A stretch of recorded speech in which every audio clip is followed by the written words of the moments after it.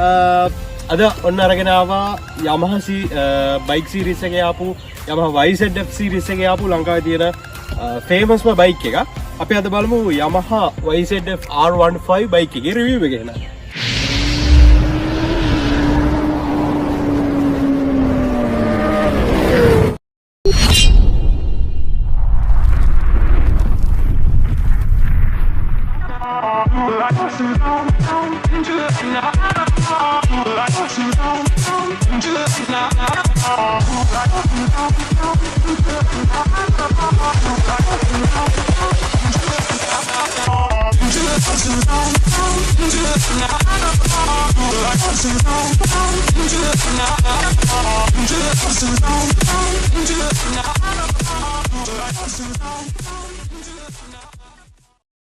R15 කියන series එක ගැන කතා කරන්න කලින් අපි බලමු YZF සීරීස් එකේ හිස්ටරි එක ගැන පොඩ්ඩක් කතා කරලා.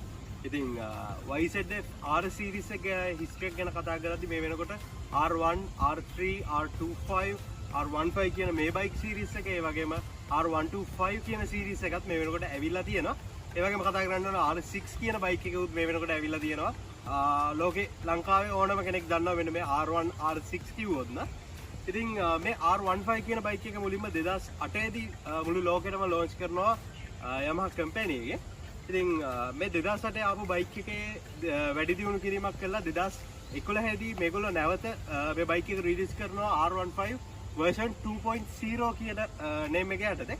ඉතින් කලින් 2008 බයික් එකට වඩා ලුක් එක අතින් ඒ වගේම ECU එකක් යූස් කරගෙන තියෙනවා, ඇඩ්වාන්ස් ECU එකක් කලින් version එකට වඩා. ඉතින් 2011ත් එක්ක මේ R15 2.0 කියන version එක 2017 වෙනකම්ම රිලීස් වුණා.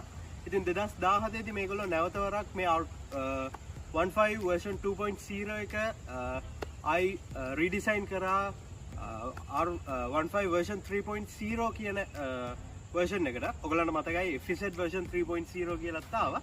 ඉතින් ඒකේ FZ version 2.0 එකේ ආපු රීබිල්ඩ් එක.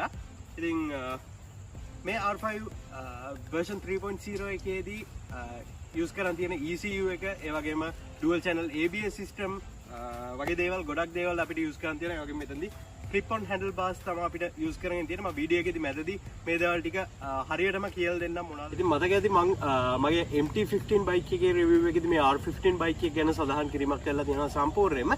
ඉතින් එතනදී මම කිව්ව දෙයක් තමයි මෙන්න මේ R15 බයික් එකේ යූස් කරන් තියෙන එන්ජින් එකයි MT15 බයික් එකේ යූස් කරන් තියෙන එන්ජින් එකයි කිසිම ලොකු වෙනස්කමක් නැහැ. දෙකම සමාන එන්ජින් තමයි යූස් කරන් තියෙන්නේ. ඒ වගේම performance අතින් ගොඩක්ම සමානයි. ඒ වගේම කතා කරන්න ඕනේ මේක තමයි R15 සීරීස් එකේ ආපු ස්පෝර්ට් මොඩල් එක. Yamaha ලා ස්ටාර්ට් කරලා පෙන්නන්නම් කොහොමද බයික් එකේ සවුන්ඩ් එක කියලා.